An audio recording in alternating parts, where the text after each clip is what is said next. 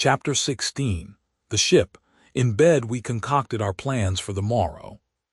But to my surprise and no small concern, Queequeg now gave me to understand that he had been diligently consulting Yojo, the name of his black little god, and Yojo had told him 2 or 3 times over, and strongly insisted upon it every way, that instead of our going together among the whaling fleet in harbor, and in concert selecting our craft, instead of this, I say, Yojo earnestly enjoined that the selection of the ship should rest wholly with me, inasmuch as Yojo purposed befriending us, and in order to do so had already pitched upon a vessel, which, if left to myself, I, Ishmael, should infallibly light upon, for all the world as though it had turned out by chance. And in that vessel I must immediately ship myself, for the present irrespective of Queequeg. I have forgotten to mention that, in many things, Queequeg placed great confidence in the excellence of Yojo's judgment and surprising forecast of things, and cherished Yojo with considerable esteem, as a rather good sort of god, who perhaps meant well enough upon the whole, but in all cases did not succeed in his benevolent designs. Now this plan of Queequeg, or rather Yojo's, touching the selection of our craft, I did not like that plan at all. I had not a little relied upon Queequeg's sagacity to point out the whaler best fitted to carry us and our fortunes securely. But as all my remonstrances produced no effect upon Queequeg, I was obliged to acquiesce, and accordingly prepared to set about this business with a determined rushing sort of energy and vigor that should quickly settle that trifling little affair. Next morning early, leaving Queequeg shut up with Yojo in our little bedroom, for it seemed that it was some sort of Lent or Ramadan, or day of fasting, humiliation and prayer with Queequeg and Yojo that day. How it was I never could find out, for, though I applied myself to it several times, I never could master his liturgies and XXXIX articles. Leaving Queequeg, then, fasting on his tomahawk pipe, and Yojo warming himself at his sacrificial fire of shavings, I sallied out among the shipping.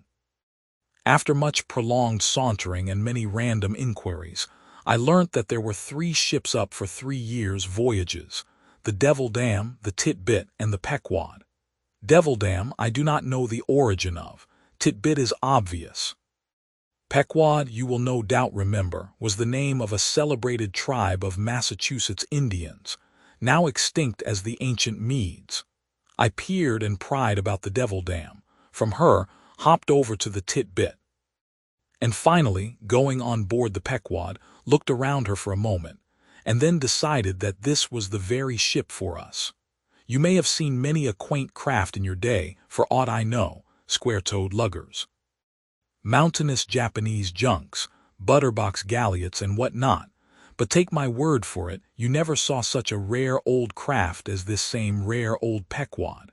She was a ship of the old school, rather small if anything, with an old-fashioned claw-footed look about her.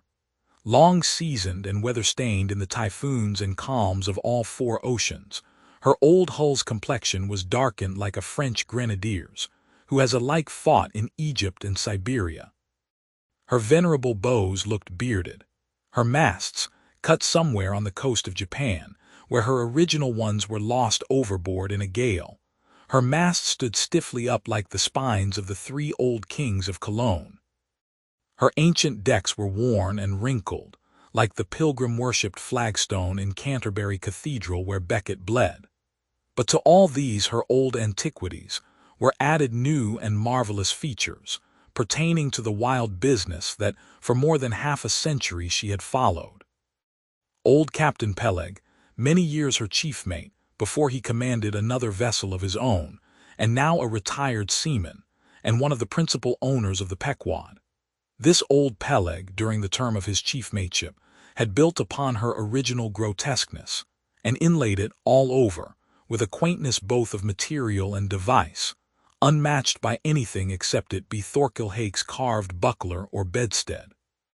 She was apparelled like any barbaric Ethiopian emperor, his neck heavy with pendants of polished ivory. She was a thing of trophies, a cannibal of a craft, tricking herself forth in the chased bones of her enemies. All round, her unpaneled, open bulwarks were garnished like one continuous jaw, with the long, sharp teeth of the sperm whale, inserted there for pins, to fasten her old hempen thews and tendons to. Those thews ran not through base blocks of land wood, but deftly traveled over sheaves of sea ivory. Scorning a turnstile wheel at her reverend helm, she sported there a tiller. And that tiller was in one mass, curiously carved from the long, narrow lower jaw of her hereditary foe. The helmsman who steered by that tiller in a tempest felt like the Tartar when he holds back his fiery steed by clutching its jaw. A noble craft, but somehow a most melancholy. All noble things are touched with that. Now when I looked about the quarterdeck, for someone having authority in order to propose myself as a candidate for the voyage, at first I saw nobody. But I could not well overlook a strange sort of tent, or rather wigwam, pitched a little behind the main mast. It seemed only a temporary erection used in port. It was of a conical shape, some 10 feet high, consisting of the long, huge slabs of limber black bone taken from the middle and highest part of the jaws of the right whale. Planted with their broad ends on the deck, a circle of these slabs laced together, mutually sloped towards each other, and at the apex united in a tufted point, where the loose hairy fibers waved to and fro like the topknot on some old Potawatomi sachem's head.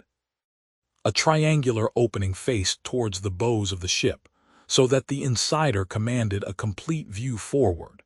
And half concealed in this queer tenement, I at length found one who by his aspect seemed to have authority, and who, it being noon and the ship's work suspended, was now enjoying respite from the burden of command. He was seated on an old-fashioned oaken chair, wriggling all over with curious carving, and the bottom of which was formed of a stout interlacing of the same elastic stuff of which the wigwam was constructed. There was nothing so very particular, perhaps, about the appearance of the elderly man I saw. He was brown and brawny, like most old seamen, and heavily rolled up in blue pilot cloth, cut in the Quaker style.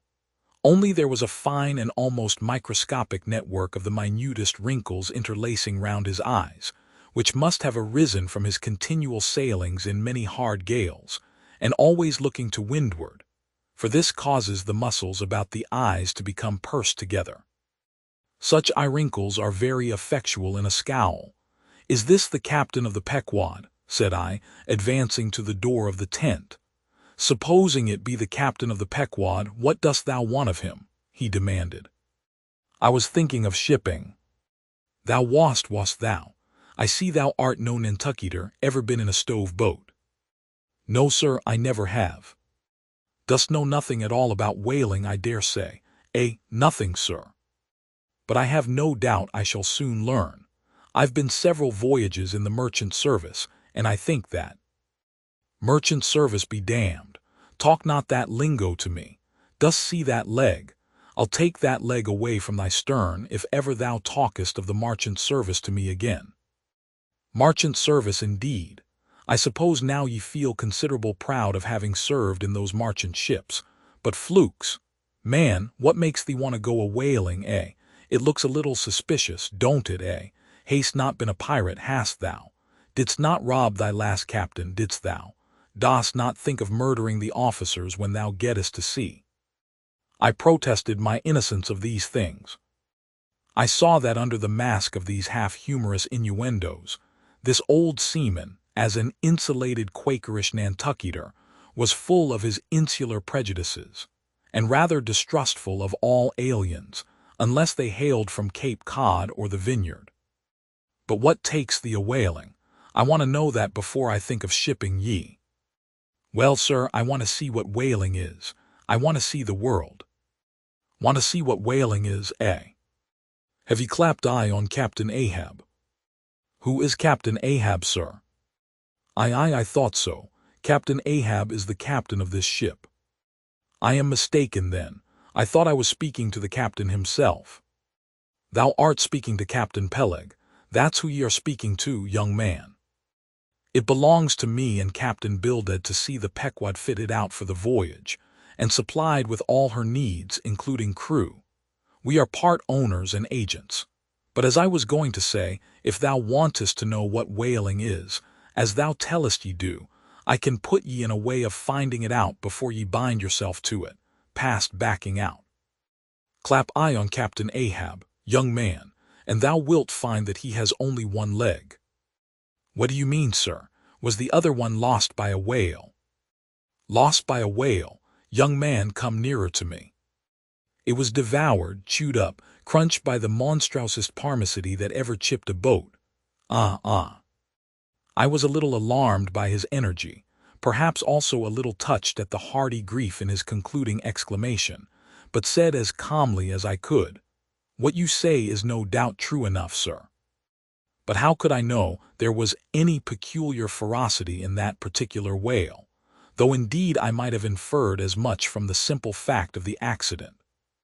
Look ye now, young man, thy lungs are a sort of soft, ye see. Thou dost not talk shark a bit.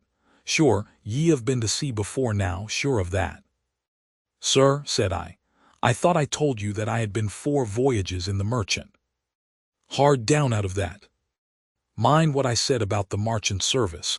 Don't aggravate me, I won't have it, but let us understand each other. I have given thee a hint about what whaling is. Do ye yet feel inclined for it? I do, sir. Very good. Now art thou the man to pitch a harpoon down a live whale's throat, and then jump after it? Answer quick. I am, sir, if it should be positively indispensable to do so, not to be got rid of, that is. Which I don't take to be the fact. Good again. Now then, thou not only wantest to go a-whaling, to find out by experience what whaling is, but ye also want to go in order to see the world. Was not that what ye said? I thought so. Well then, just step forward there and take a peep over the weather bow, and then back to me and tell me what ye see there. For a moment I stood a little puzzled by this curious request, not knowing exactly how to take it, whether humorously or in earnest. But concentrating all his crow's feet into one scowl, Captain Peleg started me on the errand. Going forward and glancing over the weather bow, I perceived that the ship swinging to her anchor with the flood tide was now obliquely pointing towards the open ocean.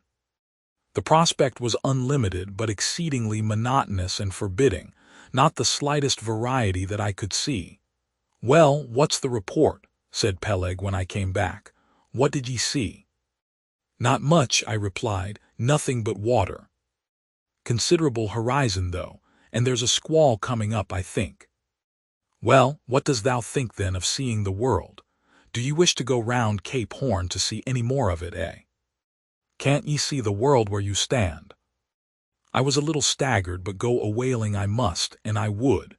And the Pequod was as good a ship as any, I thought the best, and all this I now repeated to Peleg. Seeing me so determined, he expressed his willingness to ship me, and thou mayest as well sign the papers right off, he added, come along with ye. And so saying, he led the way below deck into the cabin. Seated on the transom was what seemed to me a most uncommon and surprising figure. It turned out to be Captain Bildad, who along with Captain Peleg was one of the largest owners of the vessel. The other shares, as is sometimes the case in these ports, being held by a crowd of old annuitants, widows, fatherless children, and chancery wards, each owning about the value of a timber head or a foot of plank or a nail or two in the ship. People in Nantucket invest their money in whaling vessels, the same way that you do yours in approved state stocks bringing in good interest. Now, Bildad, like Peleg, and indeed many other Nantucketers, was a Quaker, the island having been originally settled by that sect. And to this day, its inhabitants in general retain in an uncommon measure the peculiarities of the Quaker, only variously and anomalously modified by things altogether alien and heterogeneous. For some of these same Quakers are the most sanguinary of all sailors and whale hunters. They are fighting Quakers. They are Quakers with a vengeance, so that there are instances among them of men who, named with scripture names, a singularly common fashion on the island, and in childhood naturally imbibing the stately dramatic thee and thou of the Quaker idiom. Still, from the audacious, daring, and boundless adventure of their subsequent lives, strangely blend with these unoutgrown peculiarities, 1,000 bold dashes of character, not unworthy a Scandinavian sea king or a poetical pagan Roman.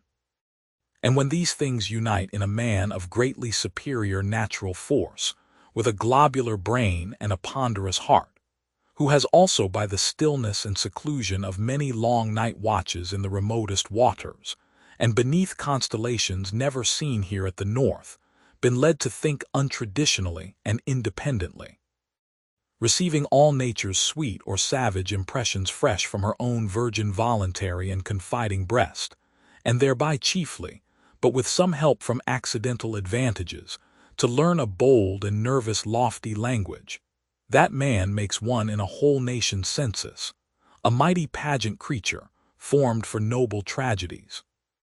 Nor will it at all detract from him, dramatically regarded, if either by birth or other circumstances, he have what seems a half-willful overruling morbidness at the bottom of his nature. For all men tragically great are made so through a certain morbidness. Be sure of this, O young ambition, all mortal greatness is but disease, but as yet we have not to do with such an one but with quite another. And still a man, who, if indeed peculiar, it only results again from another phase of the Quaker, modified by individual circumstances. Like Captain Peleg, Captain Bildad was a well-to-do, retired whaleman. But unlike Captain Peleg, who cared not a rush for what are called serious things, and indeed deemed those self-same serious things the veriest of all trifles, Captain Bildad had not only been originally educated according to the strictest sect of Nantucket Quakerism, but all his subsequent ocean life, and the sight of many unclad, lovely island creatures round the Horn, all that had not moved this native-born Quaker one single jot, had not so much as altered one angle of his vest. Still, for all this immutableness, was there some lack of common consistency about worthy Captain Bildad, though refusing, from conscientious scruples, to bear arms against land invaders, yet himself had illimitably invaded the Atlantic and Pacific. And though a sworn foe to human bloodshed, yet had he in his straight-bodied coat spilled tons upon tons of Leviathan gore. How now in the contemplative evening of his days the pious Bildad reconciled these things in the reminiscence, I do not know. But it did not seem to concern him much, and very probably he had long since come to the sage and sensible conclusion that a man's religion is one thing, and this practical world quite another. This world pays dividends. Rising from a little cabin boy in short clothes of the drabbest drab, to a harpooneer in a broad shad-bellied waistcoat, from that becoming boat-header, chief mate and captain, and finally a ship-owner. Bildad, as I hinted before, had concluded his adventurous career by wholly retiring from active life at the goodly age of 60, and dedicating his remaining days to the quiet receiving of his well-earned income. Now Bildad, I am sorry to say, had the reputation of being an incorrigible old hunks, and in his seagoing days a bitter, hard taskmaster. They told me in Nantucket, though it certainly seems a curious story, that when he sailed the old Cattegut whaleman, his crew, upon arriving home, were mostly all carried ashore to the hospital, sore, exhausted, and worn out. For a pious man, especially for a Quaker, he was certainly rather hard-hearted, to say the least. He never used to swear, though, at his men, they said, but somehow he got an inordinate quantity of cruel, unmitigated hard work out of them. When Bildad was a chief mate, to have his drab-colored eye intently looking at you made you feel completely nervous, till you could clutch something, a hammer or a marling spike, and go to work like mad at something or other, never mind what. Indolence and idleness perished before him. His own person was the exact embodiment of his utilitarian character.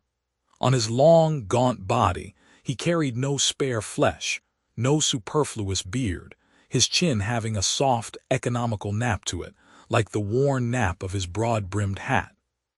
Such, then, was the person that I saw seated on the transom when I followed Captain Peleg down into the cabin. The space between the decks was small, and there, bolt upright, sat old Bildad, who always sat so, and never leaned, and this to save his coat tails.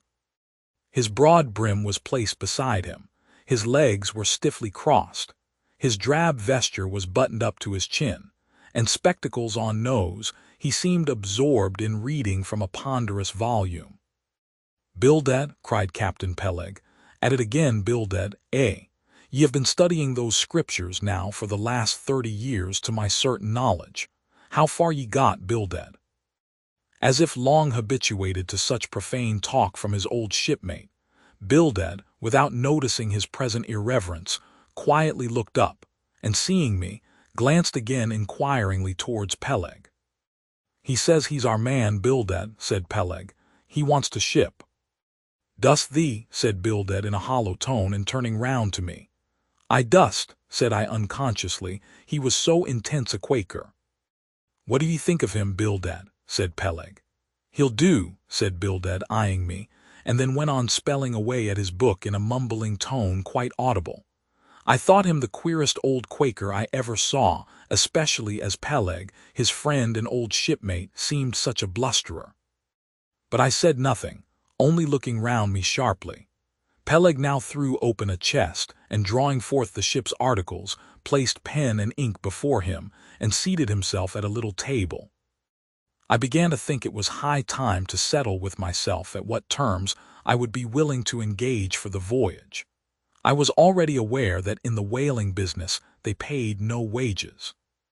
But all hands, including the captain, received certain shares of the profits called lays, and that these lays were proportioned to the degree of importance pertaining to the respective duties of the ship's company.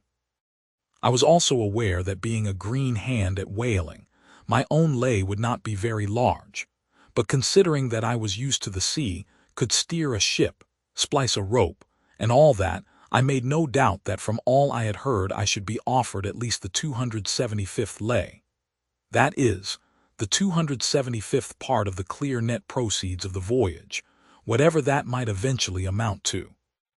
And though the 275th lay was what they call a rather long lay, yet it was better than nothing, and if we had a lucky voyage, might pretty nearly pay for the clothing I would wear out on it, not to speak of my 3 years' beef and board, for which I would not have to pay 1 stiver. It might be thought that this was a poor way to accumulate a princely fortune, and so it was, a very poor way indeed. But I am one of those that never take on about princely fortunes, and am quite content if the world is ready to board and lodge me, while I am putting up at this grim sign of the thunder cloud.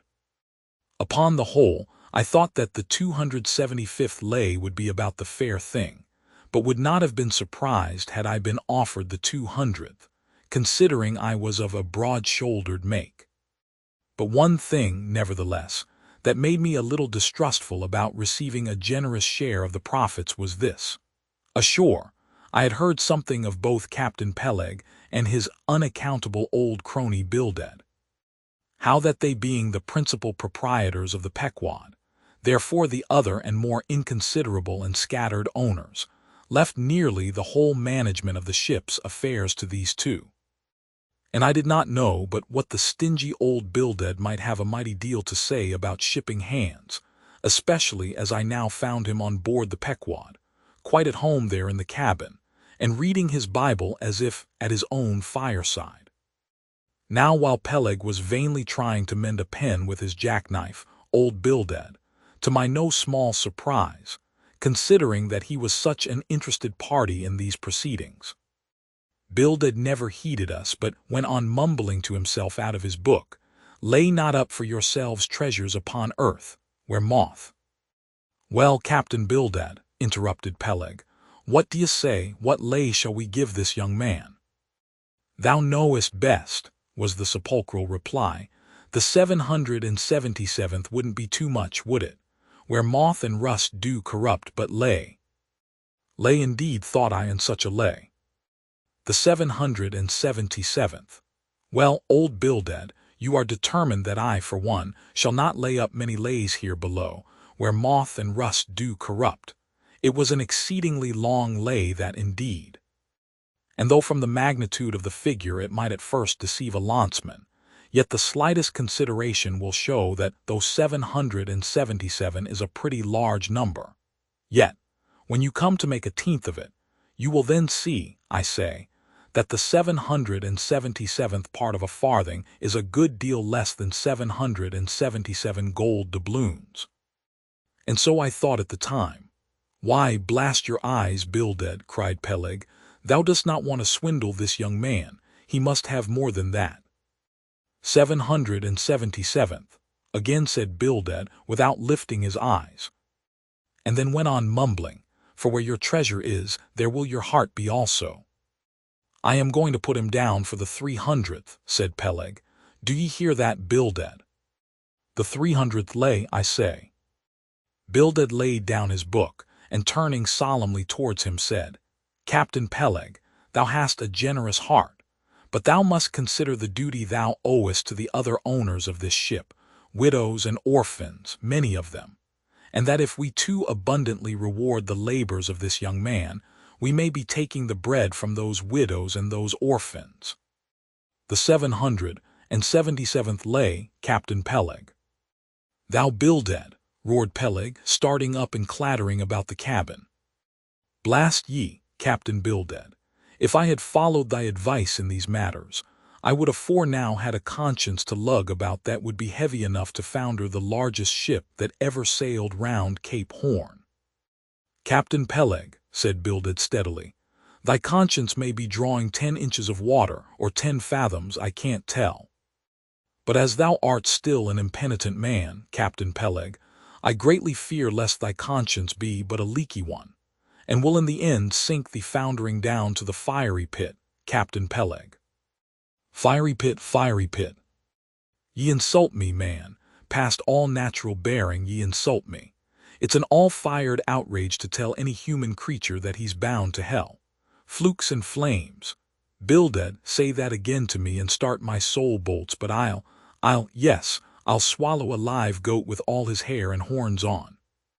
Out of the cabin, ye canting, drab-colored son of a wooden gun, a straight wake with ye.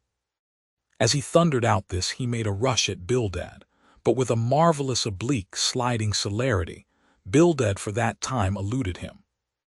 Alarmed at this terrible outburst between the two principal and responsible owners of the ship, and feeling half a mind to give up all idea of sailing in a vessel so questionably owned and temporarily commanded, I stepped aside from the door to give egress to Bildad, who, I made no doubt, was all eagerness to vanish from before the awakened wrath of Peleg. But to my astonishment, he sat down again on the transom very quietly, and seemed to have not the slightest intention of withdrawing. He seemed quite used to impenitent Peleg and his ways. As for Peleg, after letting off his rage as he had, there seemed no more left in him, and he, too, sat down like a lamb, though he twitched a little as if still nervously agitated. Hugh, he whistled at last, the squall's gone off to leeward, I think. Bildad, thou used to be good at sharpening a lance, mend that pen, will ye? My jackknife here needs the grindstone. That's he, thank ye, Bildad. Now then, my young man, Ishmael's thy name, didn't ye say? Well then, down ye go here, Ishmael, for the 300th lay. Captain Peleg, said I have a friend with me who wants to ship too. Shall I bring him down tomorrow? To be sure, said Peleg. Fetch him along, and we'll look at him. What lay does he want? Groaned Bildad, glancing up from the book in which he had again been burying himself. Oh, never thee mind about that, Bildad, said Peleg. Has he ever whaled at any? Turning to me. Killed more whales than I can count, Captain Peleg. Well, bring him along then. And after signing the papers, off I went, nothing doubting but that I had done a good morning's work, and that the Pequod was the identical ship that Yojo had provided to carry Queequeg and me round the Cape. But I had not proceeded far, when I began to bethink me that the captain with whom I was to sail yet remained unseen by me. Though, indeed, in many cases, a whale ship will be completely fitted out, and receive all her crew on board, ere the captain makes himself visible by arriving to take command. For sometimes these voyages are so prolonged, and the shore intervals at home so exceedingly brief, that if the captain have a family, or any absorbing concernment of that sort, he does not trouble himself much about his ship in port, but leaves her to the owners till all is ready for sea. However, it is always as well to have a look at him before irrevocably committing yourself into his hands. Turning back, I accosted Captain Peleg, inquiring where Captain Ahab was to be found. "And what dost thou want of Captain Ahab?" "It's all right enough, thou art shipped." "Yes, but I should like to see him." "But I don't think thou wilt be able to at present. I don't know exactly what's the matter with him, but he keeps close inside the house. A sort of sick, and yet he don't look so. In fact, he ain't sick, but no, he isn't well either. Anyhow, young man, he won't always see me, so I don't suppose he will thee. He's a queer man, Captain Ahab, so some think, but a good one. Oh, thou'lt like him well enough, no fear, no fear. He's a grand, ungodly, godlike man, Captain Ahab, doesn't speak much. But when he does speak, then you may well listen. Mark ye, be forewarned, Ahab's above the common. Ahab's been in colleges as well as 'mong the cannibals, been used to deeper wonders than the waves. Fixed his fiery lance in mightier, stranger foes than whales. His lance, aye, the keenest and the surest that out of all our isle. Oh, he ain't Captain Bildad, no, and he ain't Captain Peleg, he's Ahab, boy. And Ahab of old, thou knowest, was a crowned king. And a very vile one. When that wicked king was slain, the dogs, did they not lick his blood?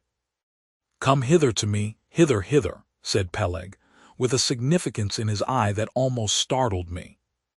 Look ye, lad, never say that on board the Pequod, never say it anywhere. Captain Ahab did not name himself. 'Twas a foolish, ignorant whim of his crazy, widowed mother, who died when he was only a 12-month old. And yet the old squaw Tistig at Gayhead said that the name would somehow prove prophetic, and perhaps other fools like her may tell thee the same. I wish to warn thee, it's a lie. I know Captain Ahab well.